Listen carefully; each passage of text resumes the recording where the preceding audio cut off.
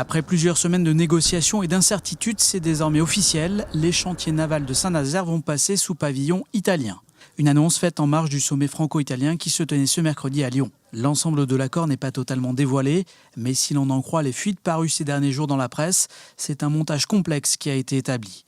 L'Italien Fincantieri, qui s'est porté acquéreur de STX au printemps dernier, obtiendrait 50% des parts des chantiers, plus 1% qui lui serait prêté par l'État français. Une solution en forme de sortie de crise. Jusqu'à présent, la France refusait de laisser le contrôle de l'entreprise nazérienne à l'Italie, allant même jusqu'à menacer de la privatiser. Reste à savoir comment les acteurs locaux, salariés et collectivités vont accueillir ce mariage à l'italienne. Les médiateurs nommés par le gouvernement pour éclairer le dossier Notre-Dame-des-Landes étaient à Nantes mardi. Ils ont fait un point d'étape de leurs travaux avec les partisans et les opposants du projet de transfert. Et visiblement, l'optimisation de Nantes Atlantique a été particulièrement étudiée par ces médiateurs, ce qui ravit les uns et inquiète les autres. Éric Egon. Les opposants le réclamaient, les médiateurs l'ont fait. L'optimisation de l'aéroport de Nantes Atlantique est l'option retenue par les médiateurs dans leurs études, le but étant de pouvoir comparer ce qui est comparable. Ce qu'on en retient, nous, c'est qu'ils ont insisté sur le fait qu'il fallait rééquilibrer l'option Nantes Atlantique par rapport au transfert de l'aéroport. Et ça, c'est quelque chose qu'on demande depuis très très longtemps, puisque c'est quelque chose qu'on défend et qui pour nous a vicié un peu toutes les procédures, les consultations qui ont été effectuées. Donc c'est déjà une bonne base puisqu'on va réussir à comparer deux choses qui sont comparables, sachant qu'un point important qu'ils ont précisé aussi, c'est que l'optimisation de Nantes Atlantique, même en prenant en compte un court terme dans l'éventualité d'un transfert, devait être effectuée et donc devait être enclenchée puisque l'ouverture de Notre-Dame-des-Landes était prévue en 2017. Il y a eu un référendum, il y a eu une consultation, même si elle est que consultative, le 26 juin, et je ne vois pas un gouvernement s'asseoir sur cette consultation. Il y a 178 décisions de justice et je ne vois pas comment les médiateurs peuvent s'asseoir sur ces 178 décisions de justice.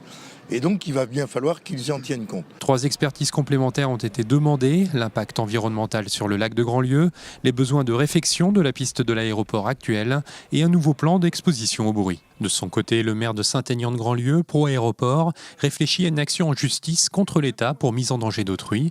Le rapport définitif sur le projet de Notre-Dame-des-Landes sera rendu par les médiateurs le 1er décembre prochain. Baisse de salaire, planning surchargé, la CGT dénonce les conditions de travail de plus en plus compliquées des salariés de l'aéroport de Nantes Atlantique et de ses sous-traitants.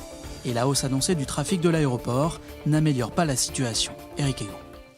Avec une hausse d'activité de 14%, l'aéroport de Nantes Atlantique se porte bien. Pourtant, selon la CGT, la multiplication des compagnies low cost oblige les entreprises sous-traitantes à réduire leurs coûts. Multiplication des compétences, planning à la carte, pour les salariés, les conséquences peuvent être importantes. Par exemple, ceux qui font le ménage dans les avions, la société GSF, qui sont payés à la tâche, c'est-à-dire qu'ils sont payés à l'avion, c'est-à-dire qu'ils vont faire un quart de 8 heures, mais ils sont payés par exemple que 6 heures parce qu'entre 2 avions, ils ne sont pas payés. Les équipages de Volotea Aérianair, ils sont payés que quand les moteurs tournent, c'est-à-dire que l'heure de briefing avant le départ, ils ne sont pas payés, c'est gratuit, alors qu'ils ont du travail, un plan de vol à élaborer et tout ça. De 3 salariés qui vont faire le travail de 4, le 4e va être éjecté. Donc du coup, on va avoir des salariés qui vont courir partout, qui vont faire des métiers différents dès lors où on se demande même s'ils sont bien habilités à pouvoir le faire. Quand on a des salariés qui sont fatigués, qui sont usés par cette surcharge de travail, par cette surcharge de responsabilité, inéluctablement, un jour, il risque d'y avoir un dysfonctionnement. Pour la CGT, le groupe Vinci, qui a récupéré la concession de l'aéroport en 2011, ne peut pas rester étranger aux difficultés rencontrées par les sous-traitants et ses salariés. À partir du moment où elle est donneur d'ordre, elle a donc une part de responsabilité en matière de conditions de travail des salariés qui travaillent sur la plateforme, mais aussi de la qualité de service public. J'insiste bien, c'est du service public. Et enfin, qui va inéluctablement jouer sur les conditions de sécurité des voyageurs. Notez qu'en 2017, et ce pour la première fois, l'aéroport de Nantes Atlantique va franchir la barre des 5 millions de passagers. Il prône la réunification de la Loire-Atlantique et de la Bretagne. Pourtant, c'est séparé que Bretagne Réunie et le collectif 44 égale Braise avancent. Initialement, un grand rassemblement suivi d'un défilé était prévu samedi prochain, 30 septembre. Seulement voilà, des groupuscules d'extrême droite, minoritaires mais actifs, avaient prévu de se joindre à la manifestation. Une présence repérée par des activistes d'extrême gauche, dont ceux de Nantes Révoltée, qui avaient annoncé il y a quelques jours la tenue d'une contre-manifestation. Devant les risques de débordement, Bretagne Réunie a donc décidé de ne plus appeler au rassemblement samedi. En revanche, le collectif 44 égale Braise maintient lui la mobilisation samedi à 15h au Miroir d'eau. Le collectif entend également lancer une nouvelle forme de mobilisation en faveur de la réunification et se désolidarise de Bretagne Réunie. 44 égale Braise qui insiste également dans un communiqué sur le fait que les groupuscules d'extrême droite ne seront pas les bienvenus samedi. Réseau Transport d'électricité vient d'inaugurer son nouveau siège régional à La Chapelle-sur-Erdre, un bâtiment qui est la tour de contrôle du réseau électrique dans tout le Grand Ouest. Anne Judic.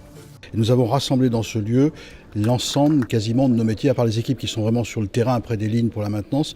Tous sont ici, il y a même un centre de dispatching d'électricité. Et donc c'est pour nous un gain de temps, une facilité d'organisation du travail dans un moment où la transition énergétique nous oblige, avec une montée en puissance de plein d'énergies nouvelles et 34% d'énergie produite dans cette région est de l'énergie renouvelable, ça montre bien que les choses évoluent.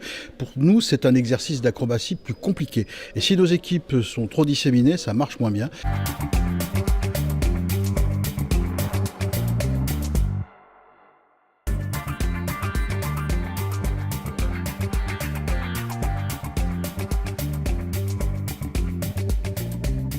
Non, pas plus. On est sur la même longueur d'onde que sur les autres entreprises, ou quelles qu'elles soient en fait. Dans beaucoup d'entreprises, il y a des primes pour compenser un petit peu le travail supplémentaire. Et ça, demain, on peut nous les retirer du jour au lendemain. Et ça, c'est pour tout le monde, c'est pas que dans le transport. À ma connaissance, il n'y a pas de problématique transport. C'est-à-dire que les ordonnances sont là pour modifier le code du travail, mais elles ne sont pas là pour gérer des particularités propres au secteur du transport. Donc ce n'est pas un mouvement routier, c'est un mouvement de salariés qui souhaitent le retrait des ordonnances de la loi travail.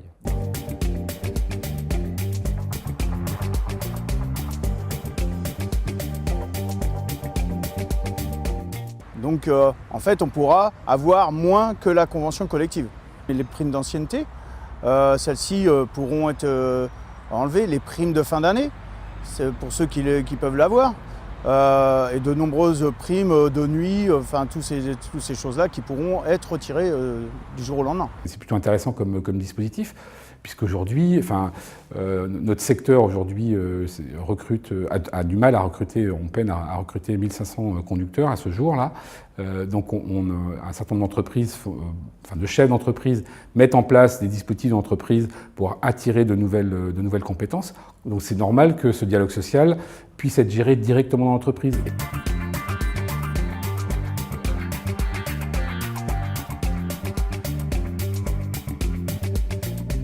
Nous, on a précipité un petit peu les choses. C'est vrai, nous, on est des gens un peu de terrain, donc on a l'habitude. Et je pense réellement qu'on va avoir des syndicats qui vont je parle syndicats des interpros en fait, qui vont vraiment se coller. On va faire quelque chose de très beaucoup plus dur que ce qu'on voit aujourd'hui. Je trouve ça dommage à l'heure où le secteur peine à recruter, s'engage dans la transition énergétique, dans la révolution numérique et propose des métiers aujourd'hui à forte valeur ajoutée avec l'utilisation du numérique de manière très importante.